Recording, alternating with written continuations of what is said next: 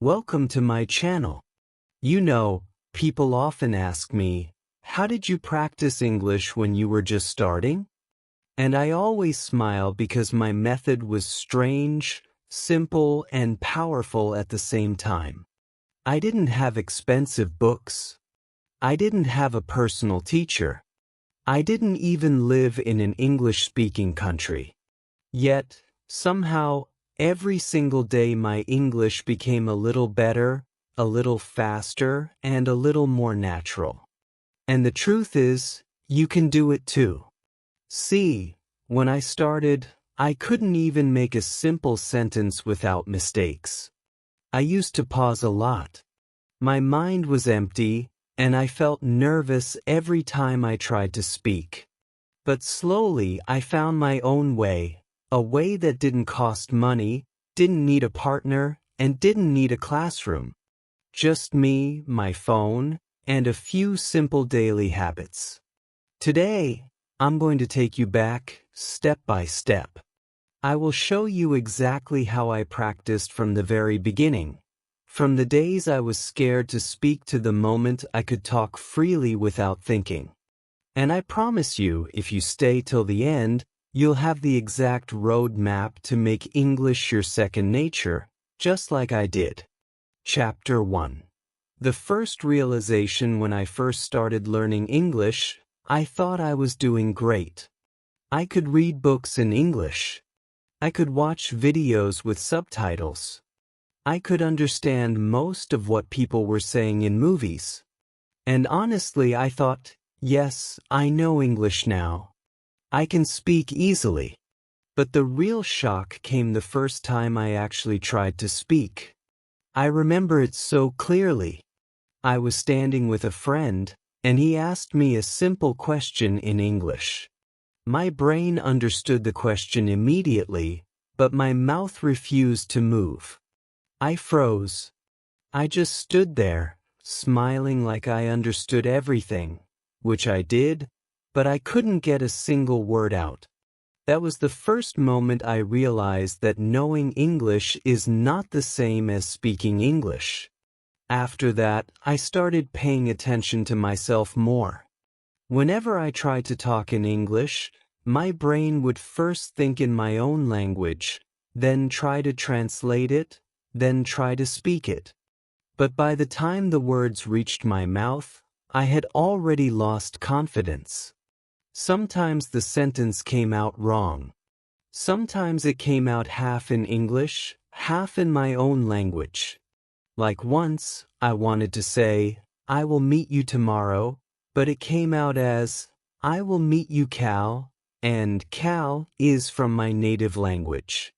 My friend looked at me, laughed, and I laughed too, but deep inside, I felt a little embarrassed. I still remember another funny but awkward moment. I was at a small shop, and the shopkeeper spoke to me in English. I wanted to ask, do you have cold water? But instead I said, you have water cold? He smiled politely and gave me the water, but I could see he understood I was not comfortable in English. It was a simple sentence, but in that moment, it felt like climbing a mountain. That's when I started noticing a big problem. It was not that I didn't know the words. It was not that I didn't know grammar. I knew the words. I had learned grammar rules in school. But still, when it came time to speak, something blocked me. And then I understood. The problem was my mouth-mind connection. My brain and my mouth were not working together in English. My brain knew the sentence, but my mouth had no practice saying it out loud. I started thinking about it like this. Imagine you know all the steps of riding a bicycle, but you have never actually sat on one. The first time you try, you will fall, not because you don't know the theory, but because your body is not used to doing it. Speaking English is the same. Your mouth needs practice, just like your hands and legs need practice for cycling. After this realization, I stopped blaming myself for not knowing English. I knew English. I just hadn't used it enough with my mouth. And that gave me some hope. I thought, if the problem is practice, then I can fix it. But still, there was one more problem. Where would I practice? I didn't have English-speaking friends. My family didn't speak English at home. I didn't have the confidence to talk to strangers in English. And I didn't want to join a class because I was scared people would laugh at me if I made mistakes. For some days, I didn't do anything. I just kept thinking about it. But then something happened. I saw a small idea in a video, and that idea completely changed how I practiced English forever. It was so simple that I almost didn't believe it would work. But when I tried it, it felt like magic. My mouth started moving faster. My brain and my tongue started working together, and slowly, the fear of speaking started disappearing. I'm going to share that exact daily habit with you in the next chapter. Trust me, it doesn't need a partner. It doesn't need a classroom. And it doesn't need money. All it needs is you and a little bit of time every day. Once you hear it, you'll realize you can start practicing English right after this video ends. And that's exactly what I did. Chapter 2. Talking to myself. So, here's the big secret I discovered. I started talking to myself in English. Yes, it sounds a little strange, but it worked better than anything else I had tried. At first, I thought, how will this help me? I'm just speaking to myself. There's no one to listen, no one to correct me. But then I realized that was the best part, because there was no one to judge me, no one to laugh at me, and no one to stop me. I could make as many mistakes as I wanted, and I could keep going without feeling shy. I began with small sentences. If I was at home, I would say things like, I am making tea, or I will clean my room now, or this food smells good. At first, it felt a little funny because my mouth was not used to speaking in English so much. But the more I spoke, the easier it became. I was training my brain and my tongue to work together. Soon, I started doing it everywhere. If I was walking on the street, I would look at things around me and describe them in English. That car is red. The road is busy today. The weather is hot. Sometimes I would tell myself small stories. I am going to the shop. I will buy some water. After that, I will walk home. It sounds simple, but this was powerful practice because I was thinking and speaking at the same time in English. Now, there was one little problem. When you talk to yourself outside, people look at you, and if they see you talking to yourself, they might think you are a little crazy. That happened to me in the beginning. I remember once I was walking near the market, speaking to myself in English, and a man looked at me with a confused face. I quickly stopped talking and pretended I was humming a song. I laughed about it later, but in that moment, I felt a little embarrassed. That's when I found my perfect solution: fake earphones. I didn't even have real earphones at that time, but I took an old pair, put them in my ears, and kept the wire in my pocket. Now, whenever I spoke to myself in English, people thought I was talking to someone on a call. Suddenly, no one stared at me strangely. In fact, some people even smiled, thinking I was a busy person having an important conversation. One time, I was walking and practicing, saying things like, "Yes, I agree with your idea, and that is a good plan," pretending I was in a business meeting. A stranger passed me and said, "Wow, your English is very good." I just smiled and said, "Thank you," but inside, I was laughing because I wasn't talking to anyone at all. I was just practicing. The best part about speaking to myself was that I could practice anytime, anywhere. I didn't have to wait for a friend. I didn't have to join a class. And I didn't have to feel shy in front of others. I was building my speaking muscles in private so that later, when I did speak with real people, I would feel ready. This habit became my turning point. Before this, I was scared to speak English because I thought I would make mistakes and people would laugh. But after weeks of talking to myself, I started feeling more comfortable. My mouth was moving faster. My sentences were coming out more naturally, and my brain didn't have to translate every word anymore. I was slowly starting to think in English. If you think about it, it's like learning to swim. You don't just jump into the deep water in front of everyone. First, you practice alone in a small pool where no one is watching. You get used to moving. You get used to the water. And then, you can swim in the big pool confidently. Talking to myself was my small pool. It gave me the safe space I needed to grow. And the truth is, anyone can do this. You don't need money. You don't need special tools. All you need is your voice, your thoughts, and a few minutes every day. Just start speaking out loud, even if it's about what you are doing right now. Over time, you'll be surprised how fast your confidence grows. In the next chapter, I'm going to tell you how I took this habit even further by changing not only how I spoke, but also how I thought.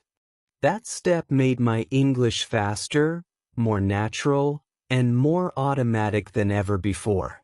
Chapter 3.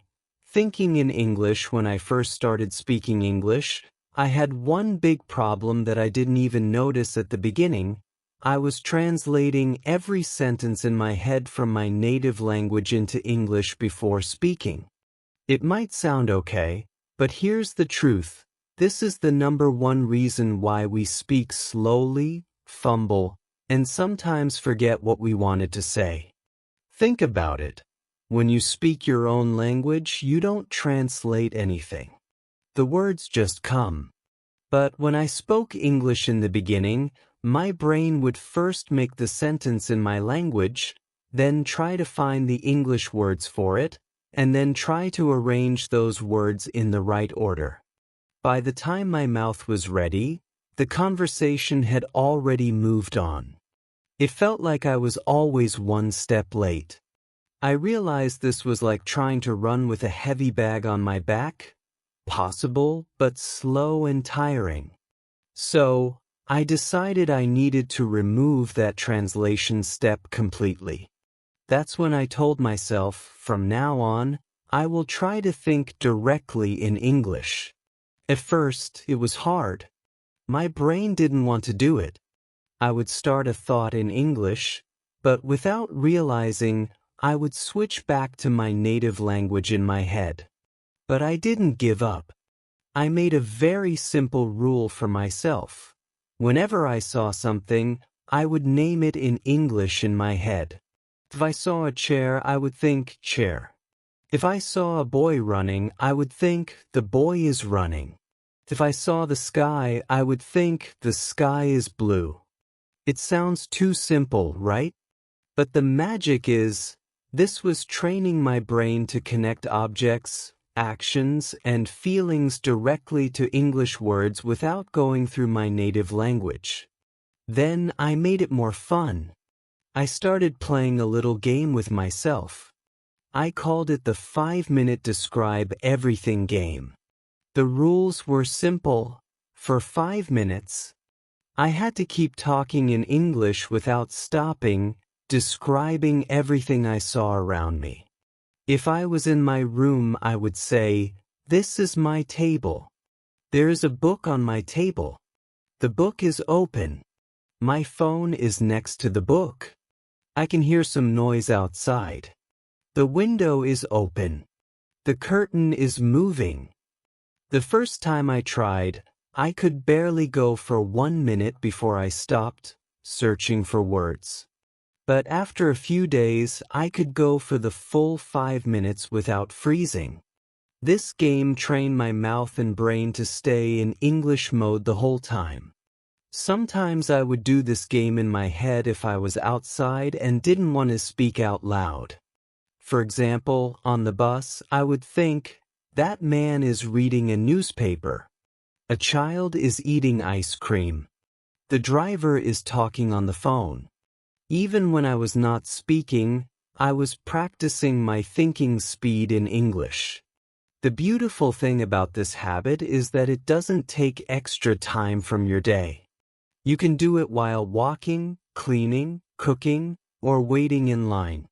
And because you're doing it every day, your brain slowly gets used to thinking in English without even realizing it.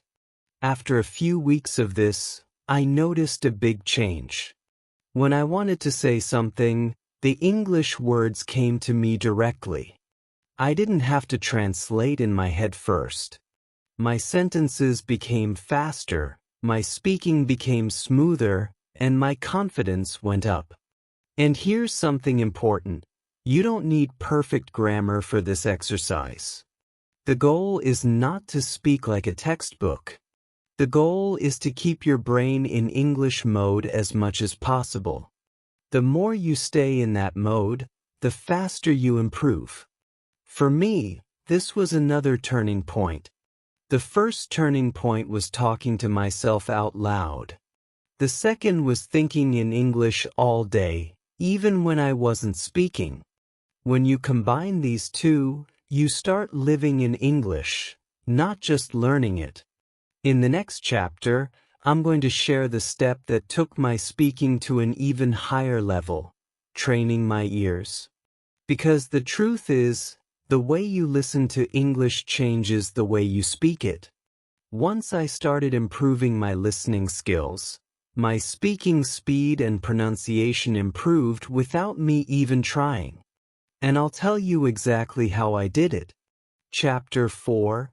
Feeding my brain English all day. When I look back, one of the biggest leaps in my speaking ability didn't happen while I was actually speaking. It happened while I was listening. At some point, I realized that my brain needed English all the time, not just during my study hours. Before, I was doing what most learners do, opening a textbook for 1 hour, watching a random English video once in a while, and then switching back to my native language for the rest of the day.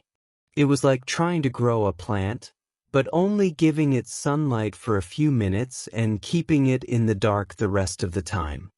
No wonder my English wasn't blooming. So, I made a decision.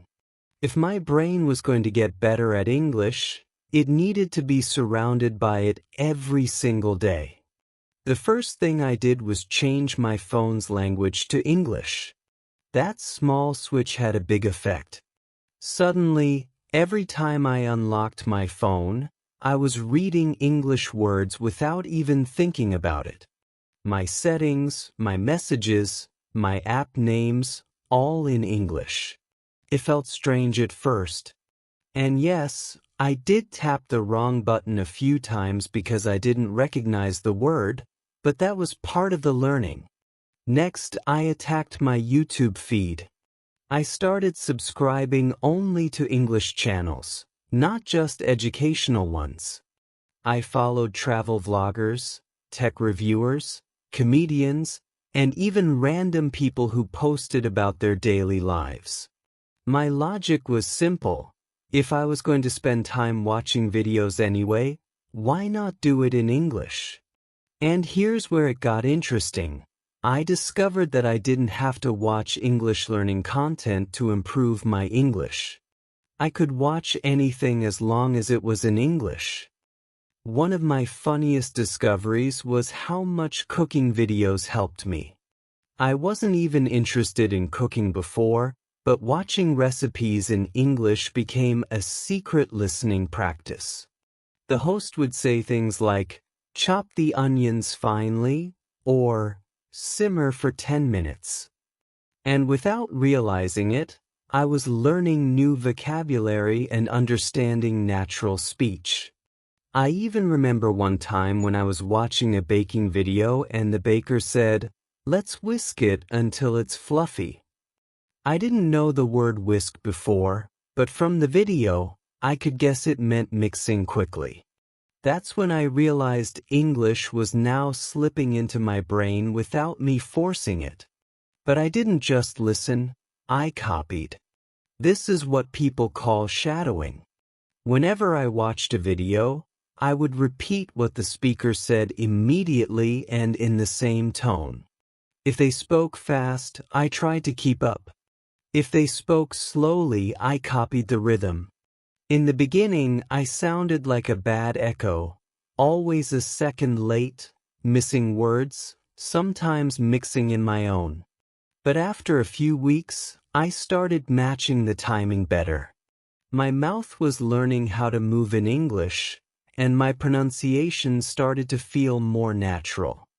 I even caught myself using the same expressions I heard online. If a YouTuber said, "That's insane," or "Let's dive in," I would start saying it too without planning. This daily input changed everything. I began to notice that my speaking speed improved because my ears were training my mouth. The more I listened, the easier it became to produce sentences without stopping to think. I started to feel the rhythm of English, the way some words are stressed and others are softer, the natural pauses, the musical up and down pattern of speech. It was like my brain was building a library of sounds. And when I spoke, I could take sounds straight from that library instead of inventing them on the spot. And here's a truth that hit me hard. Without daily input, daily output becomes almost impossible. If you're not feeding your brain English every day, you're starving it. Then, when you try to speak, your brain has nothing to work with. But if you're listening, reading, and surrounding yourself with English constantly, your brain is full of material to use. Speaking becomes smoother, faster, and way less stressful. Changing my environment into an English space was more than just a habit. It was a lifestyle shift. Every song I listened to, every video I watched, even the random notifications on my phone were now in English. And the best part? It didn't feel like studying. It felt like living. In the next chapter, I'll share this strange but powerful challenge I set for myself, one that made me uncomfortable at first, but completely transformed the way I heard my own English. It's something you can start today, and it will show you exactly where your speaking really stands. And yes, it involves pressing a button that most learners are scared to touch, the record button. Chapter 5. Recording myself every day. When I first got the idea of recording myself speaking English every day, I thought, this will be easy. I just need to talk for 1 minute. How hard can that be? Well, I found out very quickly that it wasn't easy at all. The very first time I pressed the record button on my phone, I froze. My mind went completely blank. I was staring at the camera like it was some kind of alien staring back at me. My heart was beating fast, and I started thinking, why am I nervous? I'm just talking to my phone. But somehow, the moment that little red light appeared, I felt like the whole world was watching me. I mumbled a few words, stopped, laughed at myself, and ended the recording after only 20 seconds. But I didn't give up. I decided that every single day, I would make at least a 1-minute video of me speaking in English. No matter how bad it sounded, no matter how awkward I felt, I would just do it. The first week was full of funny and strange moments. In one recording, I tried to say, "Today is a sunny day," but I accidentally said, "Today is a funny day," and then I burst out laughing. In another video, I forgot the English word for refrigerator, so I said big cold food box instead. I kept these videos, even though they were embarrassing, because I knew they would be part of my journey. The real spike moment came when I sat down one evening and rewatched my first week of recordings. I noticed so many mistakes I didn't realize I was making when I was speaking. Sometimes I was using the wrong tense. Sometimes I was pronouncing words incorrectly. And sometimes I was speaking too fast and my sentences didn't make sense. Watching myself from the outside was like holding up a mirror to my English skills. It showed me exactly what I needed to fix. I remember thinking, wow, I didn't even notice I was saying it like that. That moment changed the way I practiced because now I could actually see my progress. Every day I kept recording. Some days I spoke about what I did that morning.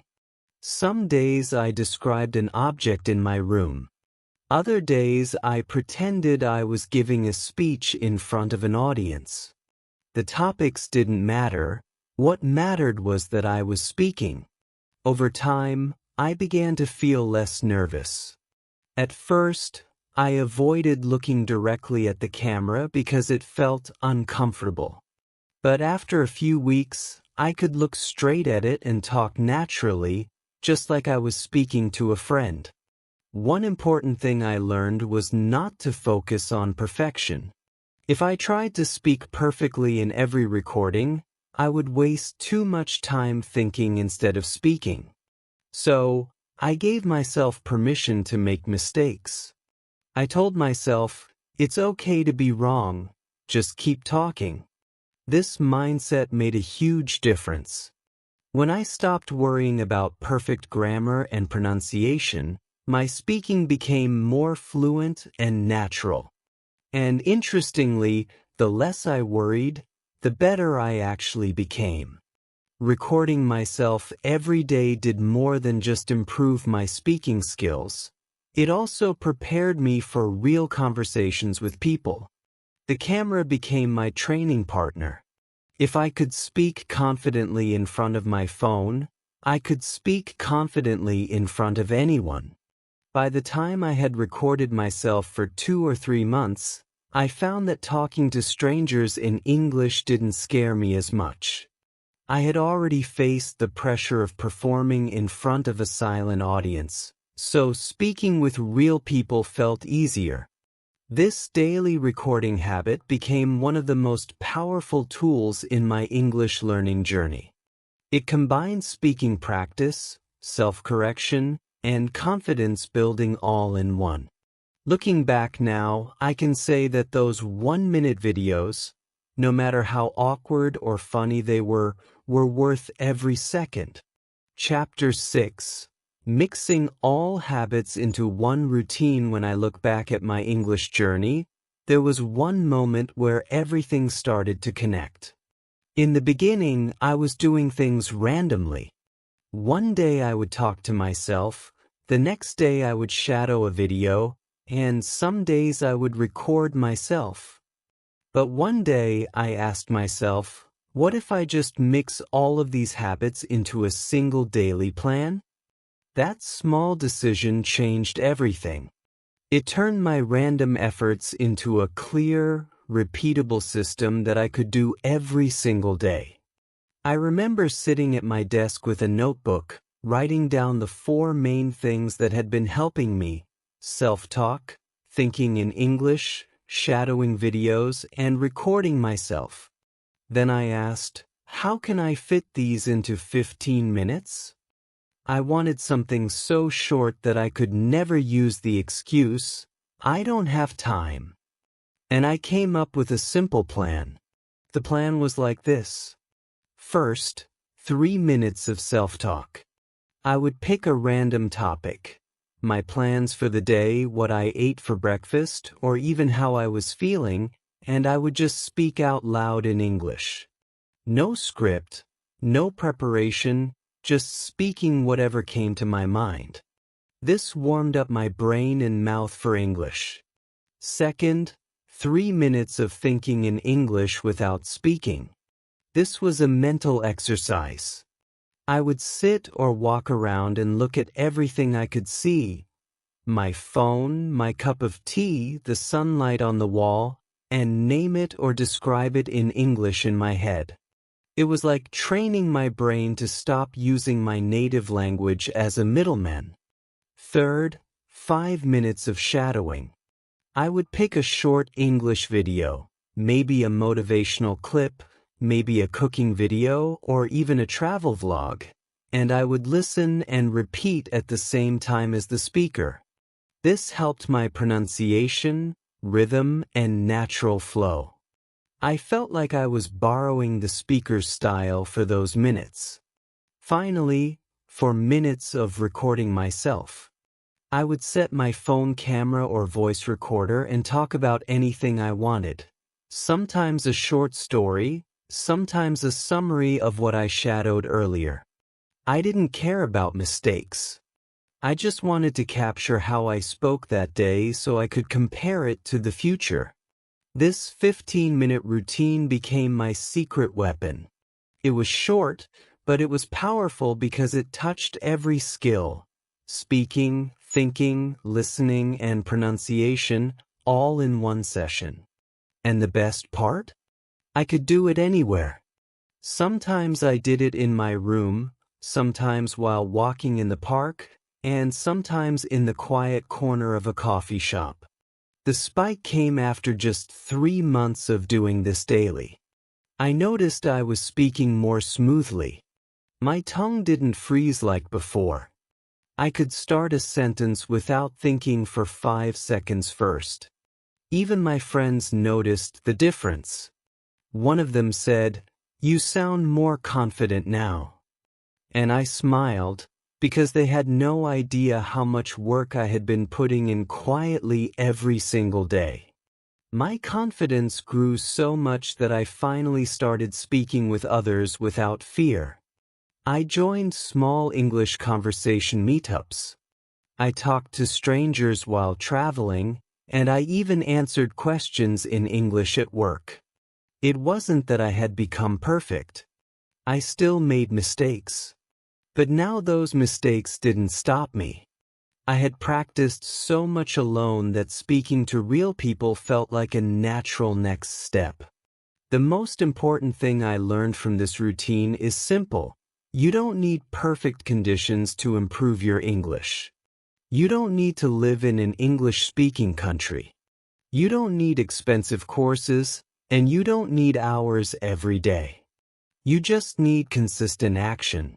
A small daily habit, done without excuses, can change your life faster than you imagine.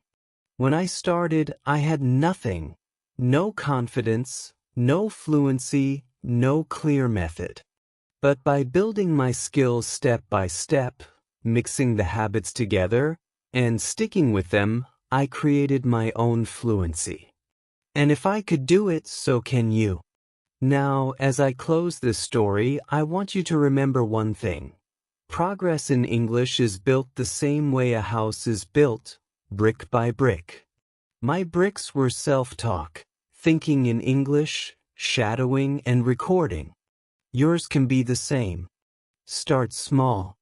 Stay consistent. And one day, you'll look back and realize you've built something amazing.